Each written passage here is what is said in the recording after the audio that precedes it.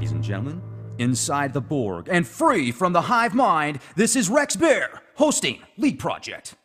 The Leak Project was created to offer awareness and information not found in the mainstream news. With over 90% of the world's media controlled by only 6 enormous conglomerates, many people today are looking for more accurate information. The Leak Project offers a refreshing approach to the brain-drained media. Check back daily for new content as we thrive to bring you the cutting edge in news, current events, on-scene video footage, interviews, and most importantly, the truth. Ladies and gentlemen, we have returning guest Dr. Courtney Brown on the show with us tonight. He is the director of the Farsight Institute, one of the leading remote viewing guilds on the planet, with some of the best remote viewers in the world. We have had the opportunity to speak several times in the past on things and such anomalies like structures on Iapetus, Mars anomalies, the Great Pyramids, Atlantis and how it was destroyed. But tonight's going to be a real special treat. They had a project that they recently did at the Farsight Institute, and they remote viewed Hitler's mind and his consciousness. So we're going to get into that, what it was like. And first off, Courtney, thank you very much for joining us. How the heck are you? Hey, Rex, it's great to be here, and I'm doing great. And I really appreciate the invite back on your show. Absolutely. Every time you guys come out with something new at the Farsight, we certainly enjoy having you on and talking about the findings that you guys discovered. I mean, it's always something new. It's a certain treat every single time. It's a gem. So, why did you guys decide to remote view Hitler's mind, and what was that like? Was that just a whole new experience at first? Well, actually, that was why we did it. And in the sense, all remote viewing must be done totally blind. So the remote viewers didn't choose to do it. I was the one who chose to do it because they're just told through a non-leading email that there was a target, that they should remote view it. That's all they're given, nothing else. And so I had been working with these particular remote viewers, Dick Allgire and Daz Smith, for a good number of years. And we had done a whole bunch of projects, as you listed a few of them. And I was wanting to try something different. I knew that we could send the remote viewers out to describe physical things, events, people, places, things like that. And we knew that we could have the remote viewers pick up the general tenor of thoughts, emotions, feelings, things. But I wanted to try something different, which was to link the emotions and the feelings and the thoughts together with descriptions of physical things. So it was an experiment. We had never actually done something like this before, where we have the remote viewers remote view a person at a specific time, and then to go into that person's mind and come out on the other side at a place where it would explain why that person is thinking those thoughts. So I said, well, what would be a good set of thoughts that are really unique? And I said, well, there was a great speech, and I don't mean great in the good sense. I mean great in the infamous sense, in the bad infamous sense, but a great speech for a target. And that was when Adolf Hitler in the Reichstag, that was in front of the men of the Reichstag, he was actually giving the speech in the Kroll Opera House because in 1933, there was the official Reichstag building was burned, was destroyed, was severely damaged by fire. And under very suspicious circumstances, a lot of people think the Nazis did it themselves. And so they were meeting in the Kroll Opera House from then on. But in the Kroll Opera House, they were still meeting with the Reichstag, the men of the Reichstag. And Hitler said in that speech on January 30th, 1939, well, the English translation of exactly what he said is, if international finance Jewry in and outside Europe should succeed in once again plunging the nations into world war, then the result will not be the victory of Jewry, but rather the annihilation of the Jewish race in Europe. So that was a very clear marker in his timeline as a Fuhrer, where he was announcing and something that he was going to do or try to do in a very short period of time. That was, of course, the Holocaust. And so I said, rather than remote view something like the Holocaust, as awful as that was, I said, let's actually go into the mind of Hitler and find out why he wanted to do that in the first place. Meaning, why was he so filled with all that hatred and passion and anger that he could identify groups of people and want to kill them? And so it wasn't just in that particular speech. At that point, he was talking about Jews, but of course, the Holocaust also, was a fatal place, a fatal time period for many gypsies and a lot of Slavs. Right. So it wasn't just Jews. The numbers are still ambiguous. The general ballpark is around 11 million people, but some have estimated possibly as many as 20.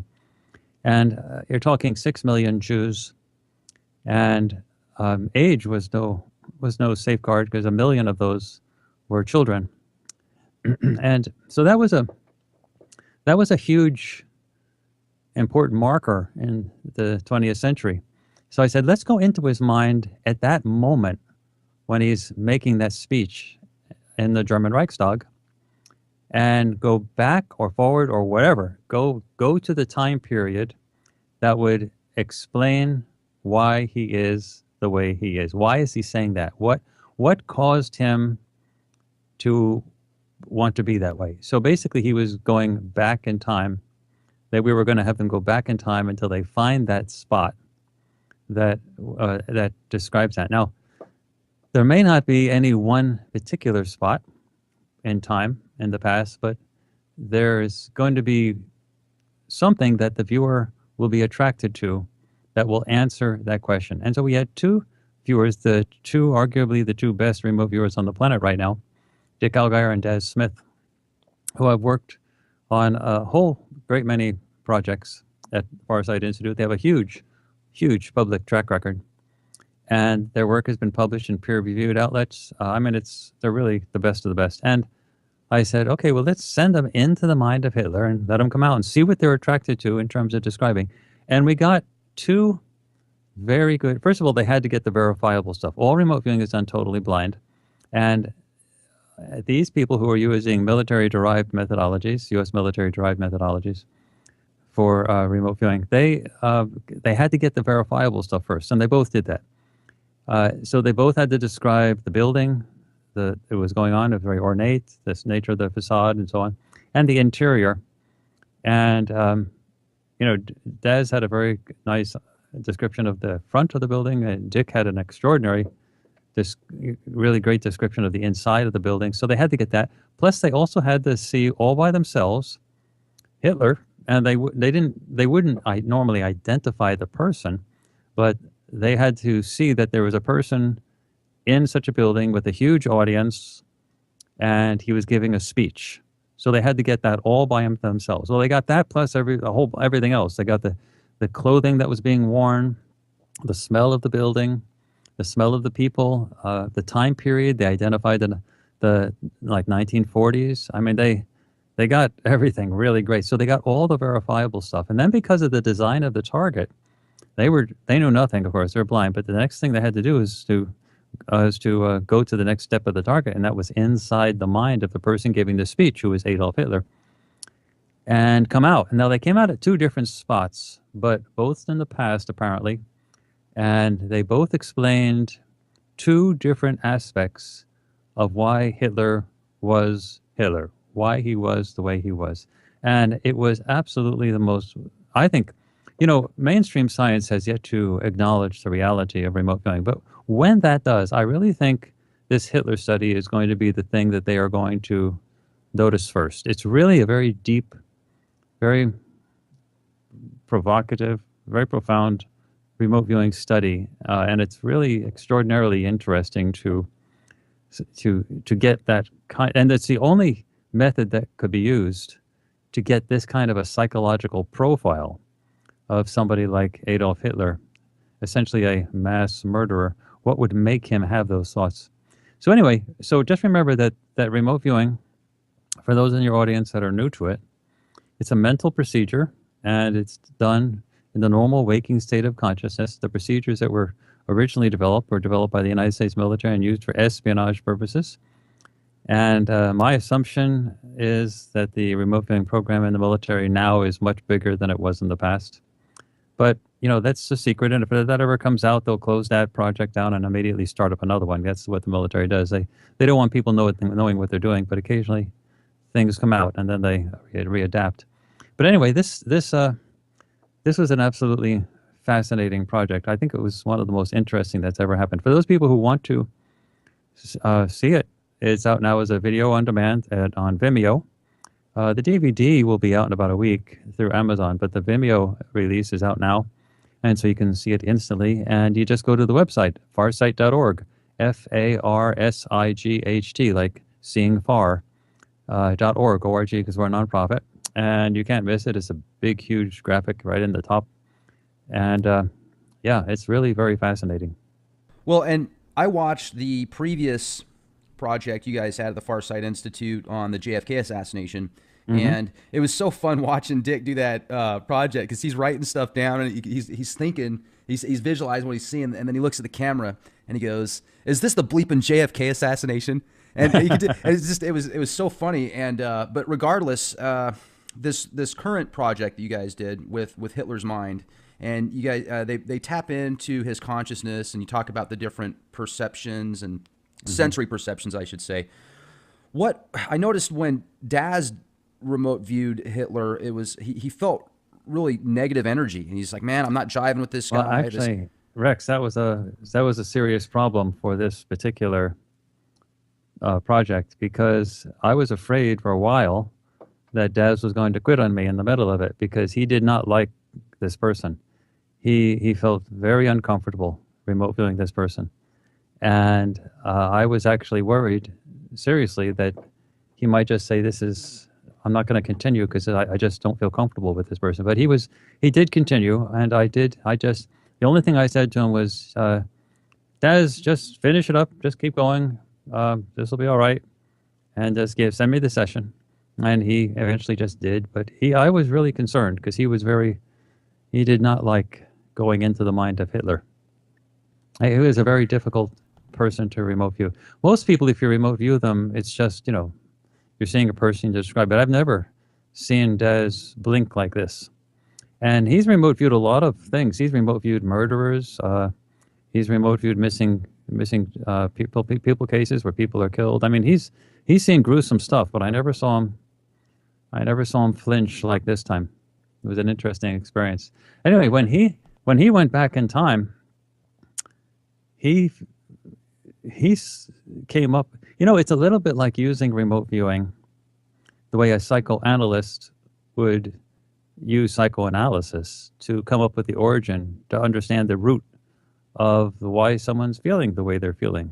And so, if you go into psychoanalysis, eventually the psychiatrist or the psychologist will say, don't you see, now we understand it. It's because of XYZ that you're feeling this. Remember that thing that happened to you long ago? That's the cause of this. Well, with this particular thing, Daz went into the past and found, still quite uncomfortable with the person, that the person was physically abused and possibly sexually abused. But if not sexually abused, the physical abuse had a sexual repercussion. So it was a very serious level of physical abuse. Now, we do know it's actually part of the historical record now that Hitler was beaten by his sadistic father almost daily, sometimes with lashes as many as 32 lashes in an instance. So his father was truly sadistic, and his mother was not able to protect him from his sadistic father. Well, those physical beatings, which weren't just a couple, I mean, they were like a regular, steady stream of vicious beatings that went on for apparently years and years. Those apparently had a huge impact on Hitler's psychology. And then Daz reported that this person developed a mental illness and was schizophrenic. I guess that was part of the reason why Daz was so uncomfortable. He didn't like going into the mind of a schizophrenic person. But he very clearly said this person was schizophrenic, and he had basically multiple personalities, at least two. And he was a absolutely unambiguous mentally ill person. Anyway, so that Well, let was me jump from in real quick. yeah, please. Because when you're talking about the, having mental issues, he was also, I remember he said that although he seems like a healthy person, there's underlying health issues. He's hiding Yeah. something, pain, kept saying. Now, I took that more as maybe physical. I mean, did Yes. he? Well, that was during the time when he was Fuhrer that Daz was talking about that. So we're talking about two different time periods. Daz described his physical state. Excuse me. Daz described his physical state while he was in the time period of giving the speech, but then he went back in time and described his emotional state as a consequence of the beatings. So yeah, but Okay. when he was Fuhrer, he had an underlying physical illness as well. And that's actually pretty well documented.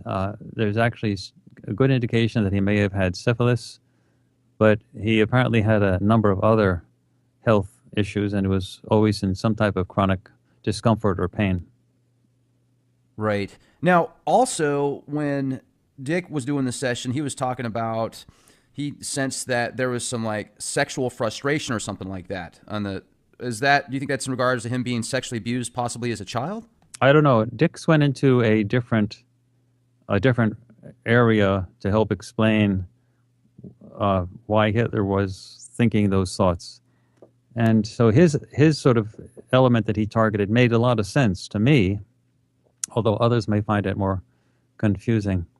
But to me, it made a lot of sense. And so I sort of look at Daz and Dick as giving two opposite ends of the cause of Hitler's psychosis. And any one without the other would have been incomplete. So it was useful to me to see both of them. So Daz, from his perspective, he looked at this from the perspective of a younger child experiencing physical abuse that led to a mental illness. So that was it. But if that was all there was, that would have been a very incomplete picture, because there's lots of people who have experienced physical abuse and developed mental illness, but they don't go killing millions of people. Right. And also the Hitler personality was an extremely powerful personality. You don't go killing 10, 11, 12 million people without, and causing that much chaos without being a very powerful personality. So that guy wasn't just out of the blue. He didn't just get born, get beaten, and then do that. I mean, there was a personality past that preceded all of Hitler's physical life. People repeat themselves. And so, Dick sort of, to me at least, answered the other half of the question, which is, okay, so Hitler, when he was young, he experienced stuff that tipped him over the edge and so on. Well, who was he in the first place that he could have gotten, that could have happened to him, and that could have been the way it was? And so Dick Allgire, now this is me interpreting it. When Dick Allgire went into the mind of Adolf Hitler while he was making that speech in front of the German Reichstag, he came out and he was face to face with what he called like a demon, a being that was not human, had very strange, almost ghoulish eyes, and that being saw him. Meaning, normally when you remote view a human, humans cannot tell that you're remote viewing them. We have lots of experience with this. Humans can't tell. They're just genetically not wired up to be able to tell when remote viewing is going on. But this guy that Dick Allgire ran into when going into the mind of Hitler and then coming out at a place that would explain why Hitler is the way he is, this guy saw Dick immediately. I mean, it was not like it was just a split second and the guy was staring Dick in the face and snarling at him. And Dick was quite frightened by this. I mean, it was a disconcerting look and a very disconcerting person. And the person wasn't human. He didn't look human and he didn't act human. It was just like right behind it, like right behind Hitler, basically, kind of like a puppeteer. No, Dick goes into the mind of Hitler without knowing it's Hitler. He was right. Yeah. So, and he comes out. So the way the target is structured here, this is the second stage. So the first thing is the viewers had to go and find Adolf Hitler himself. Okay. Giving the speech. And the second one, this is how it was. It's the viewer will then enter the mind of Adolf Hitler while he is giving the speech identified, previously. and then move to the most significant experience that the personality of Adolf Hitler had in the past that would explain his mental state and ideas that he held when he gave the speech described in stage 1 of the target, which is him giving that speech. The most significant past experience can be in any location and at any time. So Daz found something in Hitler's childhood. Dick found something entirely different. Apparently, who Hitler was before he was Hitler. Apparently. That's how I interpret this, although, that's not... people can interpret... At this point, you've gone beyond the verifiable elements in the target, and this is a little speculative, but as I see it, he found the Hitler being before he was Hitler, and that guy was not human, and he saw Dick immediately and snarled at him. He was a mean guy. And then Dick, so this is not like behind Hitler. This is like somewhere else. The higher self of Hitler, basically. Yeah, essentially that. Or, what Hitler was and who he was and where he was, what he was doing at some significant point in the distant past before he was a human being on Earth. And the idea that he's not human at this time was because he physically looked different. He didn't look human. Can you describe it a little bit for us?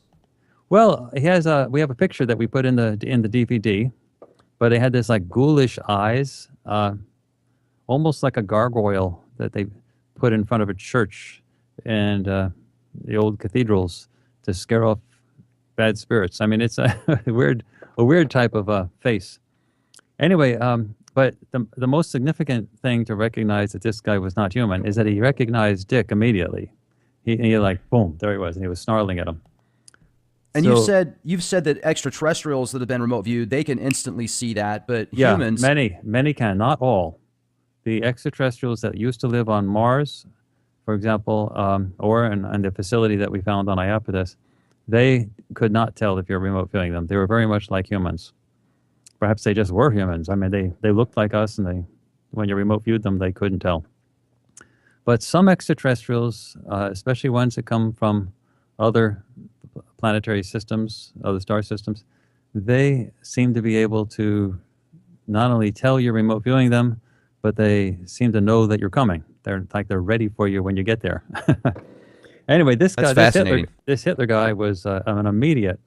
He was snarling at Dick. It's like, imagine yourself walking into a cave, and as soon as you get into a cave, you run into a bear, and the bear is growling. No delay, instant. That's the type of experience it was. And then it's like Dick's higher self said, okay, you've seen enough of this, and he pulled Dick out of that and showed him something else that would explain that. And it morphed into what looks like a skeleton and a casket, and then what looked like a burial grounds of, zillions of people, like a graveyard. And so now the question is then, how do you interpret that? So you can interpret it any which way you want, but I'm the analyst, and I'm assuming that the information that they gave was to satisfy my informational needs as the analyst in a way that I would understand it. So given that, how I interpret this is that Hitler, before he was Hitler, was some very heavy, big dude personality that was involved in mass killings before, meaning this was not the first time he was involved in mass killings. I almost get the sense that he might have been like a Darth Vader type guy in another star system and been responsible for the death of lots of people. Well, so, this is a very interesting thing because it's very clear from my perspective that this was a non-human guy, so that means not in this star system, and B, there was death associated with it. So, I sort of look at this Hitler personality as someone who seeks control. And Hitler, people who seek control and are angry and kill people and things like that, they're fundamentally driven by fear. And their drive by fear is leads them to want to get rid of or control or kill people that threaten that level of control in some way. And so they pick enemies, groups, And one way that this Hitler personality had decided was a good way to control things was to kill those people. And so that's apparently how I interpret this. And also, when Daz was doing the session, at one part, he talked about how he transferred the timeline. He wanted to go basically at a different level, and he noticed it was almost, the energies were different. He said it almost felt gas-like, and everything was connected, but it wasn't. What I sensed out of that was purgatory, almost like Hitler had died. He was in purgatory. When I say purgatory, I'm just using that as reference. I'm not I'm not a religious person, but what's your interpretation on that part? Well, I always look at this from the perspective of the remote viewers are finding information that is necessary to help me as the analyst understand what's needed to be understood, the reason for why the target is written the way it is, meaning that it poses a problem, and the information they give is supposed to answer that problem to me. And they kept saying no emotions. I'm sorry, I just wanted to jump that out there. Yeah, they say no emotions. He's not as intense. He's just calm. Yeah. So when I answer this question that you just raised, which is a brilliant question, first thing I say is, well, then if this is designed for me to understand it, then it's my interpretation that's going to make the difference. So this is how I interpret it. When Daz went into the mind in that instance, he did two things. First, he went forward in time after Hitler's death. And then he went backward in time when he was a child. So I've already talked about the child part. But the forward in time after Hitler's death is a different element. And how I interpret that was that Hitler had an experience after death that shows the contrast between sort of the spiritual Hitler, the Hitler that no longer is in a physical body, and the physical, and how that change from the non-physical to the physical when you become a human being helped to amplify or accentuate those issues. So what he said is that Hitler, when dead, had an experience that is more dispersed, diffuse, spread out, not so focused, but it can be pulled together for times to sort of focus it. But when you become a human being, there's a stark difference. There's a huge amount of focusing that occurs when you become a physical human being.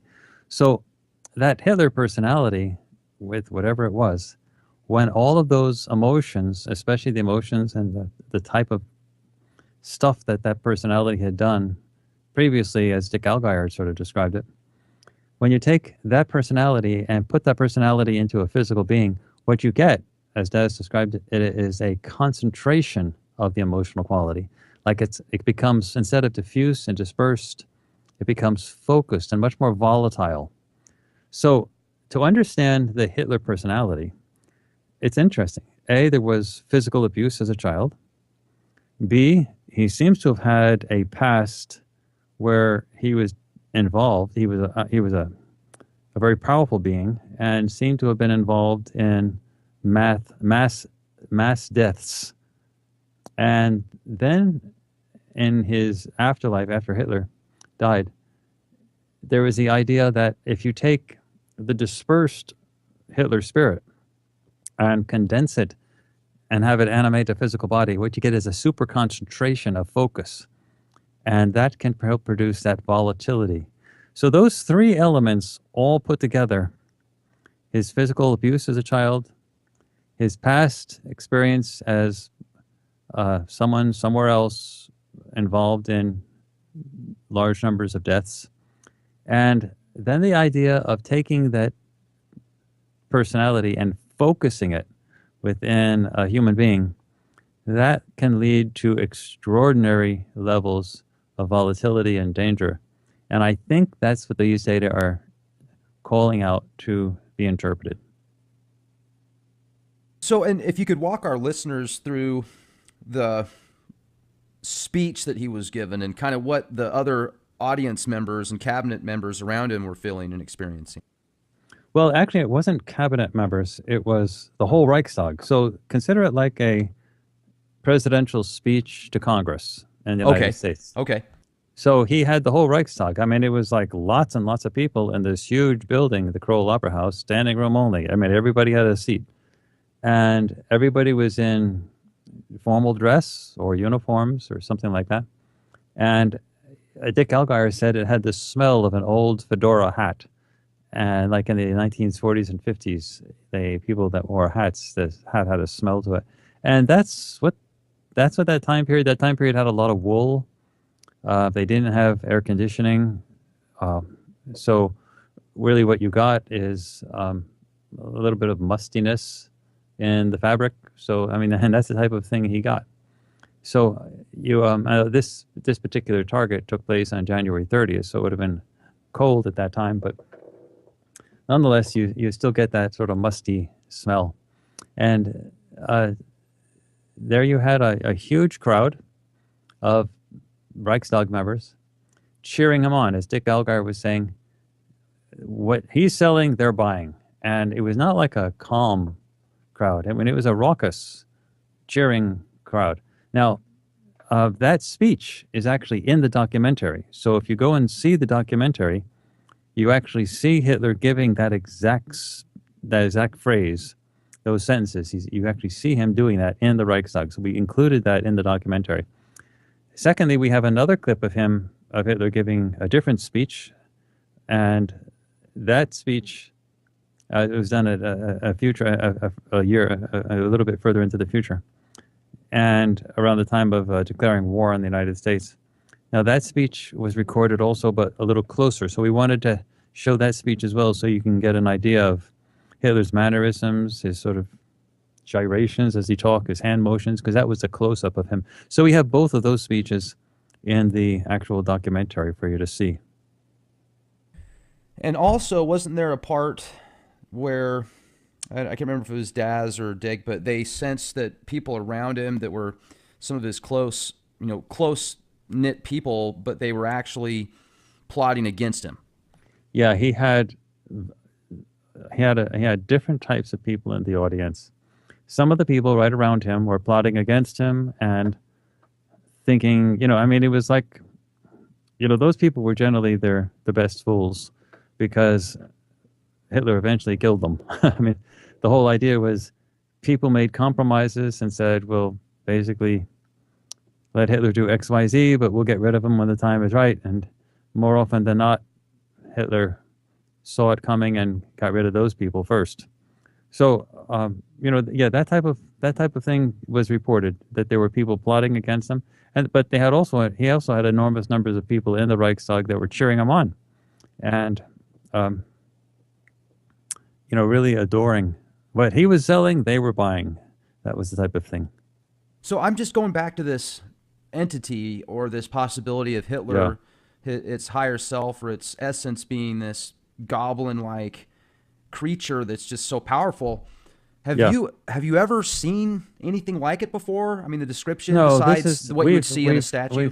We've run into things before, like extraterrestrials, which did see the remote viewers and start up some type of an interaction, often, sometimes like a conversation. But we've never seen anything with this much instant vitriolic, passionate anger, hatred that was sort of spooky.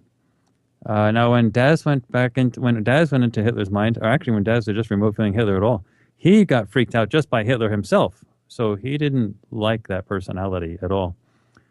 Yeah. Daz picked up the mental illness. He picked up the split personality, the schizophrenia, the whole thing. Dick, on the other hand, zapped into Hitler's existence apparently before he was Hitler, and saw a raw manifestation of the big dude Hitler before he was Hitler. And that unnerved Dick quite a bit. He didn't stay with that person. Like, for example, in other situations where he's run into an extraterrestrial, Dick typically stays with that person and ends up conveying information that the person wants to say, and so on.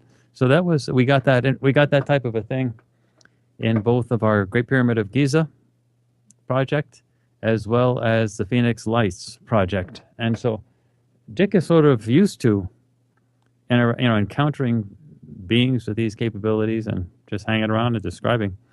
But this one was different. He saw him, it was real quick, The guy snarled immediately, and Dick's higher self pulled him off. Took him to another spot that would help explain who this person is, why he is the way he is. You know, and I also wonder if you could go forward, or because obviously there's that silver cord that you can follow different timelines, etc. If you can go back to that beginning or that far, maybe I wonder if you'd be able to find out where he is now, like if he's in this physical realm here on Earth or somewhere else, or. Yeah, that's a great question. So if you look at the three places, we got Hitler when he was a boy, being physically abused. We got Hitler as he was a bad dude somewhere else, probably another star system, as a different, as a non-human type of entity. And then we got from the other element of Daz's session, him sort of more close to his after-death experience. So you sort of see that's the dispersed, the diffuse Hitler. And so now you're asking, can you go forward in time again and find out where he is? Now, you can do that, but we did not do that. But you can do that, and if he is here now, we could have actually described who that person is. But I'm assuming it wasn't, there's only so much you can do. This particular target had 2 stages in it, and as it was, I was risking losing at least Daz for the project completely. He almost walked off. It was, touch and go there for a while, and at least that's how I was feeling it. So the idea of going after that Hitler personality now, where is Hitler now? Is he here now? Is he living some kind of life now that we would understand? That was just not really in the cards. As much as it would have definitely been interesting, I really couldn't have pushed it any further than I pushed it. Sure. Now, you've got a whole bunch of future masters, I think you call them, at the Farsight Institute, people that are studying to be really good at remote viewing. There's a project that's coming up here soon that's going to have somebody that's kind of breaking into this scene, correct? Well, yeah, actually, that's Princess Genet. And we've actually had her training videos up for a long while. And she has completed her training, and she's also completed her first project. So that will be coming out in February. And that project has to deal with Martin Luther King. So, but her current videos, her training videos are up now for people to see. And so you get an idea of what to expect, because she's scary good. She's really good. She's had probably more one-on-one training than anybody else has ever had. So we worked with her for 6 months, 10 hours a week for the entire 6 months, one-on-one. And so that was a lot of personalized training. Anyway, she's scary good. You can find her current set of sessions that we put up in our Young Masters section. So if you go to our website, www.farsight, farsight.org, because we're a nonprofit, then just look in the navigation bar under the instruction area and you'll see Young Masters. Click on that. You'll see like 8 sessions. Her most recent one is the 1906 San Francisco earthquake. And that was a really powerful session. She's scary good. I mean, she's really, really good. And so you'll be seeing her project on Martin Luther King, and I can't tell you anything else in the future that she'll be doing because all remote viewing has to be done blind. So you can't tell people what they're going to be doing. I can mention the Martin Luther King one now because the remote viewing on that is finished. Sure. So yeah, I can mention that, but I can't mention anything that she hasn't already done. Now, we've got about 15 minutes left here. And one of the things that I had an email the other day, I get emails all the time, but one of them was in regards to, if you get Courtney on again, can you have him just give us a quick breakdown on how to do a session yourself? Like, yeah, well, there is a clear way to start, and the best way to start is the freeway. I don't talk about the place where cars drive. I mean the way that doesn't cost any money. And so at Farsight, if you look in the instructional area up the navigation bar, you'll see a section called the SRV for scientific remote viewing, and it has the word free right next to it. And click on that, and if you go there, you'll see a lot of internet resources. We've got 3 video lessons that are, like the full hour plus video lessons. We've got 24 other lessons that are also hosted on YouTube. And those lessons are for basic SRV. The video lessons that I mentioned before, they were for advanced SRV. But the 24 lessons, that's over 18 hours of a YouTube lessons for describing all the procedures, and the lessons actually monitor you while you're doing the lessons themselves. Plus, there's a free printable text, target pools for practice, the works, and the cost is zero. So most everybody starts with that free stuff. To be quite honest, that's where most everybody starts. Now, how do you pick somebody out? That's a very good question. Rex, I'm going to be blunt with you. Remote viewing, if it's going to change the world, is a little like reality TV. You have to make it entertaining.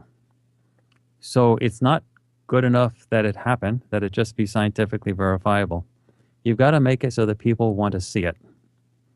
So when we train, when I train people now, it's very different than the way training was done in the past. When training was done in the past, and the way basically all training is done currently out there with people who do training for remote viewing, they announce that there will be a course, and then they encourage people to sign up for the course, and they charge money. And you take the course and so on. But we found that that is a dead end, because what happens is after people take a week-long course or something like that, their money is a little short, and they have other things they want to do in life, and they wouldn't have spent the money on the first place unless they had a lot of disposable income. And so the last thing they're going to do is be your student for a long time until they get really good. So they had their taste of it. They know what works. And so after you teach a lot of people, and we had like almost 20 years of doing this, you teach people and then they go away. They don't stick with you long enough that you do things. So Daz and Dick are different because they are so personally dedicated to the subject matter that they stuck with it, and the money wasn't an issue for them. So the real question is, how do you get past this problem? So what I started to do, is to say, rather than to announce a course and let people sign up, let me pick a person or the people that I think would look great on camera, they have to be vivacious, they have to be young, and they have to look great on camera, and they have to have some skills, modeling skills, performance skills, theater skills, things like that, so that they're great in front of a camera and so on. And if they were trained to be remote viewers, then it would be great. And then among those people that I find, they have to be economically fragile, meaning they can't be so well off that after you finish training them, they're going to go off and go to law school. Meaning a year or two from now, they're going to be doing the same thing they were doing before.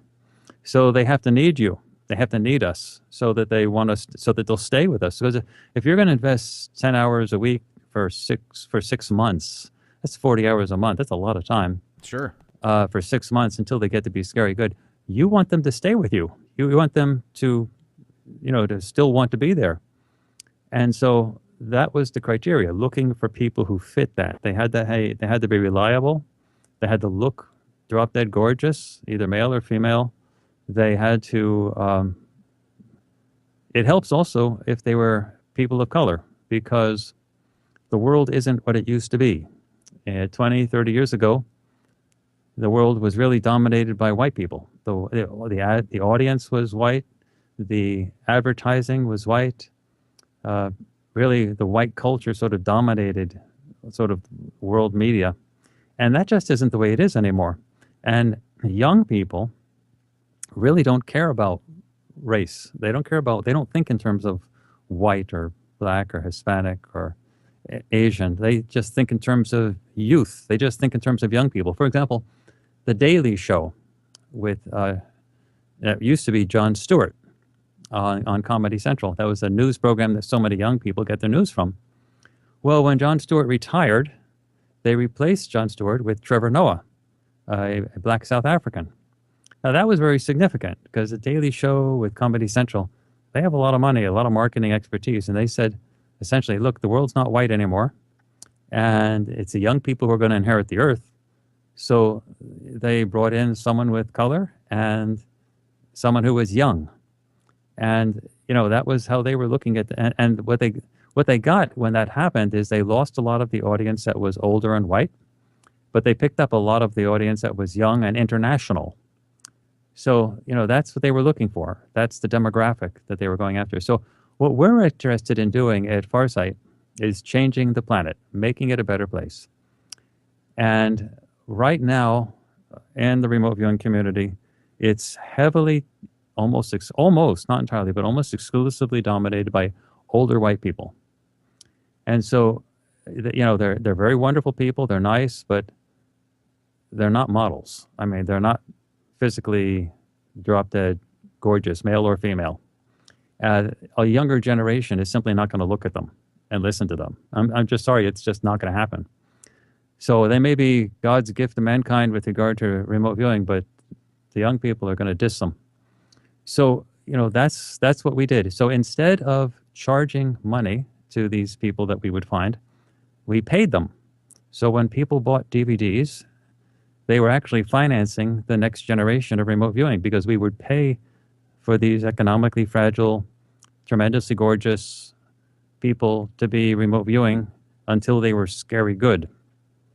And so we reversed the process. Instead of us charging people for learning how to remote view, we reversed it. We would pay them, because these young people don't have any money.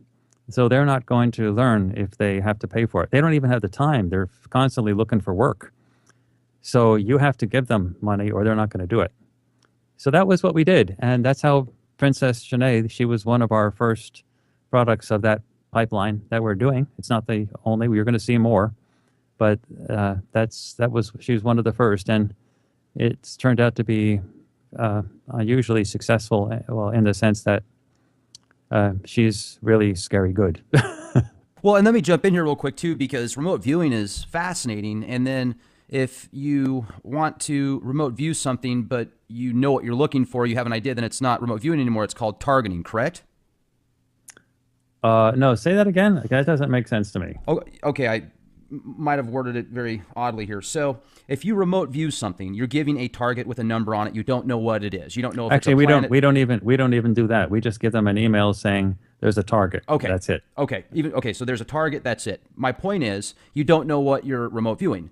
But if you get, hey, I want you to visualize planet X in the sky, then obviously it's not remote viewing anymore because you're telling them what to look for. But that's called targeting, right? If you're trying to visualize something that you know is there, you're basically essentially remote viewing it, but you know what the target is. Rex? No, that's not what it is. That's called delusion. It can't be done. Now, I know there are many people like natural psychics that say that's what they do. It's just crazy. It doesn't happen. Well, no, let me explain. If you are told, we're the ones who do the experiments on this. So people can say that they do this, and I've heard this a lot. Natural psychics can say that they do this all the time. But the reality is we're the ones that conduct these experiments under totally scientifically clean conditions. If you're told what the target is, then the conscious mind will jump in and create all types of stuff. The conscious mind is enormously creative in inventing stuff. Now, that doesn't mean that sometimes natural psychics do get some interesting stuff. I'm not saying it doesn't happen. I'm just saying it's not reliable. And remote viewing is repeatable, it's reliable, but if it's not done under blind conditions, it's generally speaking garbage. Now, let me give you an example of a situation where my sister, she knew she was pregnant when she was pregnant, just newly pregnant. She had told no one. She had not told the father. She had not told my mother. She had not told anyone. Nobody knew. And she went to see a natural psychic. And she purposely said, if this natural psychic is true, I want my higher self to talk to this person and to him and tell me that I'm pregnant. She walked into the room where this natural psychic was. And the natural psychic, she was going for like a consultation. The natural psychic just looked at her and said, "Oh, you're pregnant." And she said, "Well, how do you know this?" And he said, "Well, your guardian angel is standing right next to you and he told me."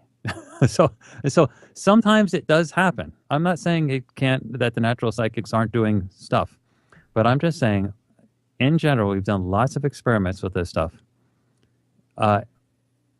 In general, the rule to follow is If you're told what the target is in advance, if you know anything about it whatsoever, there's a 99% chance that everything you get is just dreamed up.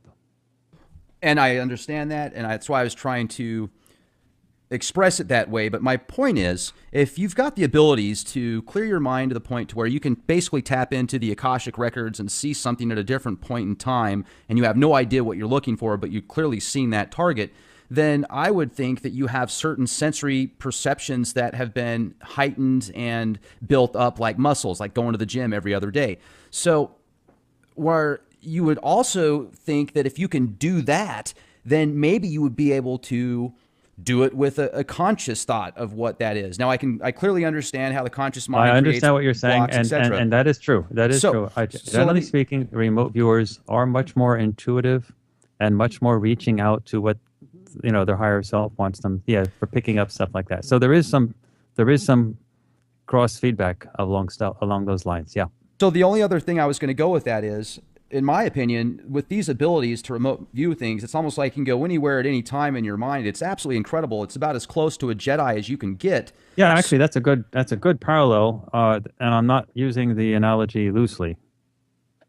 And then, so you would also, you probably got the people that you're inviting in and treating them as such and teaching them these things, they're probably going to have a certain set of morals and code of conduct. Yeah, it's, we're basically going on intuition. We get the feeling that a person is going to be good at this. And then we try it with a few people at a time because, there'll be some loss. There's no guarantee that each person you're going to be working with is going to work out. So you have to do a few at a time. But the basic party line is that these people, these young, economically fragile people, they cannot pay for anything. So if it's going to be done, and if you're going to change the world with it, you've got to pay them. That's the bottom line. Otherwise, you have to deal with older people who have money and who are not going to stay with you. They'll pay for the course, and they'll find it to be interesting. But after the week is over, you, generally speaking, won't see them again. Sure. Now, what's next for you guys at the Farsight Institute? The very next thing, of course, is Princess Shanae's project on Martin Luther King, and that'll come out probably in February. And then we've got a really interesting project that we're putting together now, and that's going to be a long-term science project of remote viewing the future. And that we want to do because that's the holy grail for getting sort of mainstream interests associated, looking into what we're doing. But in a very interesting sense, we conducted a project called the Multiple Universes Project, for a year, 11 months. And we remote viewed with a large team of remote viewers the future 11 times straight using a very specific experimental design. Normally, remote viewing the future is very dicey and normally is very difficult to do. But we had a very specific experimental design that allows us to do that I developed. And the experimental design is breaking into 3 months. So on the first month, the people do the remote viewing. And then in the Multiple Universes Project, we would encrypt the sessions. They were on paper, so no one could see them. We would put them up on the web and let tens of thousands of people download them and hold them on their hard drive. And then month 2 would come. And we'd let anything happen that happens in month 2. And then month 3 would come. Let's say January, the sessions were done. February, we wait.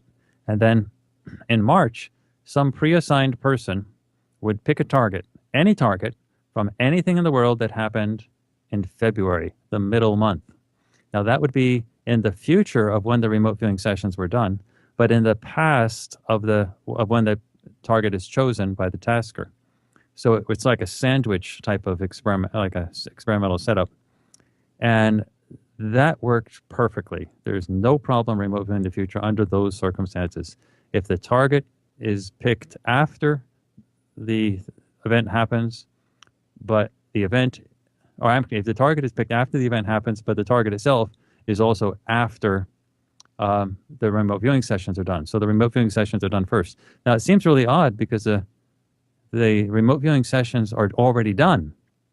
So how can they be describing something that hasn't happened yet? But that's exactly what occurs. And that's a very clean experimental design.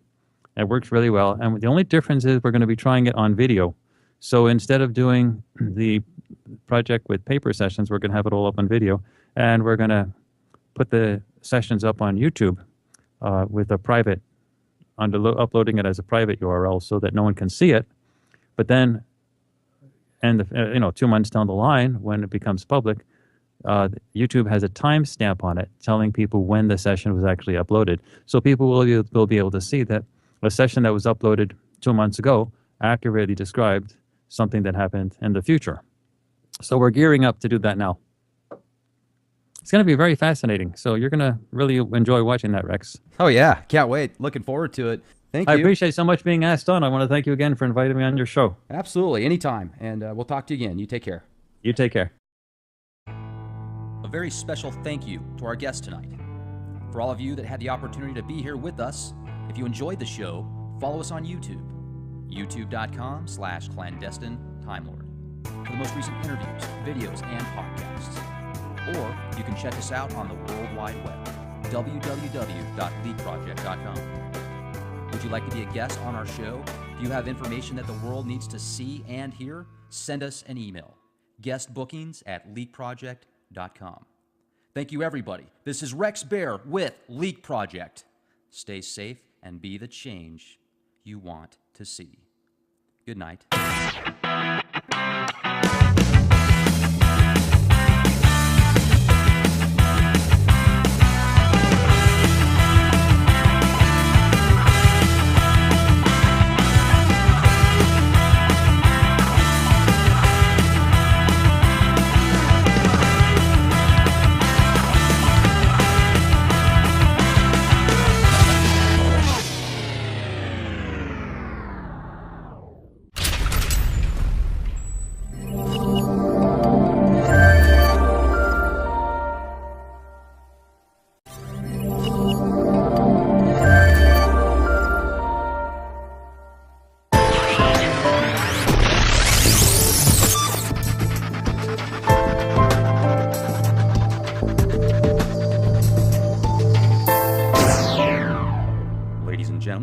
Inside the Borg and free from the hive mind, this is Rex Bear hosting Leak Project.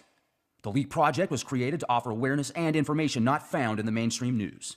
With over 90% of the world's media controlled by only 6 enormous conglomerates, many people today are looking for more accurate information. The Leak Project offers a refreshing approach to the brain-drained media. Check back daily for new content as we thrive to bring you the cutting edge in news, current events, on-scene video footage, interviews, and most importantly, the truth. Ladies and gentlemen, we have returning guest Dr. Courtney Brown on the show with us tonight. He is the director of the Farsight Institute, one of the leading remote viewing guilds on the planet, with some of the best remote viewers in the world. We have had the opportunity to speak several times in the past on things and such anomalies like structures on Iapetus, Mars anomalies, the Great Pyramids, Atlantis, and how it was destroyed. But tonight's going to be a real special treat. They had a project that they recently did at the Farsight Institute, and they remote viewed Hitler's mind and his consciousness. So we're going to get into that, what it was like. And first off, Courtney, thank you very much for joining us. How the heck are you? Hey, Rex, it's great to be here, and I'm doing great. And I really appreciate the invite back on your show. Absolutely. Every time you guys come out with something new at the Farsight, we certainly enjoy having you on and talking about the findings that you guys discovered. I mean, it's always something new. It's a certain treat every single time. It's a gem. So, why did you guys decide to remote view Hitler's mind? And what was that like? Was that just a whole new experience at first? Well, actually, that was why we did it. And in the sense, all remote viewing must be done totally blind. So the remote viewers didn't choose to do it. I was the one who chose to do it because they were just told through a non-leading email that there was a target and that they should remote view it. That's all they're given, nothing else. And so I had been working with these particular remote viewers, Dick Allgire and Des Smith, for a good number of years. And we had done a whole bunch of projects, as you listed a few of them. And I was wanting to try something different. I knew that we could send the remote viewers out to describe physical things, events, people, places, things like that. And we knew that we could have the remote viewers pick up the general tenor of thoughts, emotions, feelings, things. But I wanted to try something different, which was to link the emotions and the feelings and the thoughts together with descriptions of physical things. So it was an experiment. We had never actually done something like this before, where we have the remote viewers remote view a person at a specific time, and then to go into that person's mind and come out on the other side at a place where it would explain why that person is thinking those thoughts. So I said, well, what would be a good set of thoughts that are really unique? And I said, well, there was a great speech, and I don't mean great in the good sense, I mean great in the infamous sense, in the bad infamous sense, but a great speech for a target. And that was when Adolf Hitler in the Reichstag, that was in front of the men of the Reichstag, he was actually giving the speech in the Kroll Opera House, because in 1933 there was the official Reichstag building was burned, was destroyed, was severely damaged by fire, and under very suspicious circumstances. A lot of people think the Nazis did it themselves, and so they were meeting in the Kroll Opera House from then on. But in the Kroll Opera House, they were still meeting with the Reichstag, the men of the Reichstag, and Hitler said in that speech on January 30th, 1939. Well, the English translation of exactly what he said is, if international finance Jewry in and outside Europe should succeed in once again plunging the nations into world war, then the result will not be the victory of Jewry, but rather the annihilation of the Jewish race in Europe.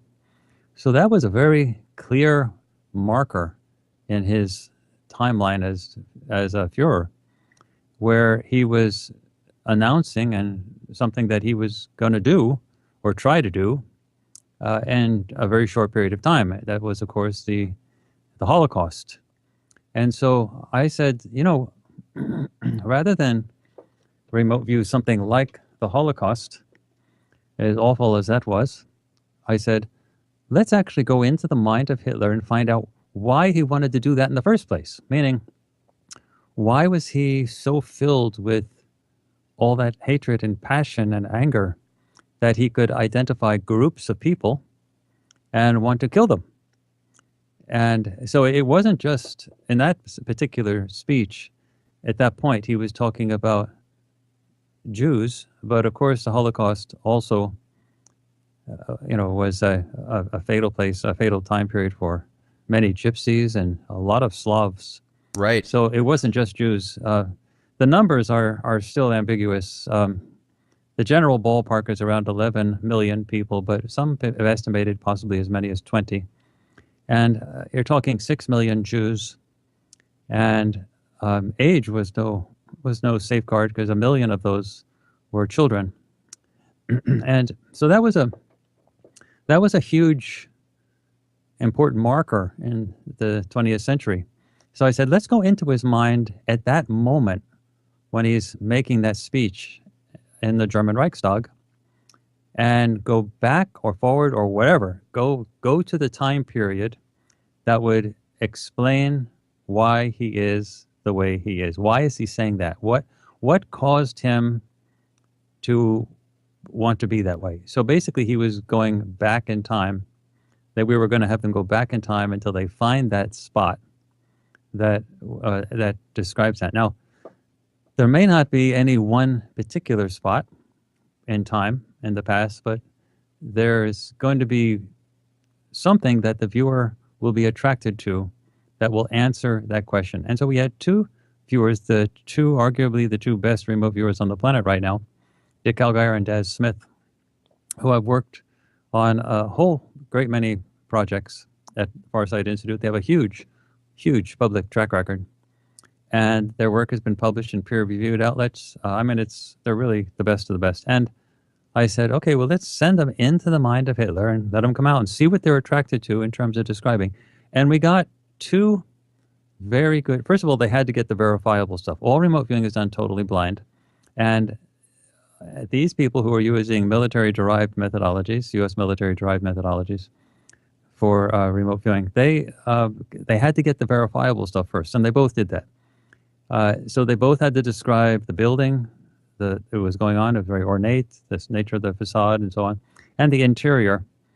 And Des had a very nice description of the front of the building, and Dick had an extraordinary, this really great description of the inside of the building. So they had to get that. Plus, they also had to see all by themselves Hitler, and they wouldn't normally identify the person, but they had to see that there was a person in such a building with a huge audience, and he was giving a speech. So they had to get that all by themselves. Well, they got that plus everything else. They got the clothing that was being worn,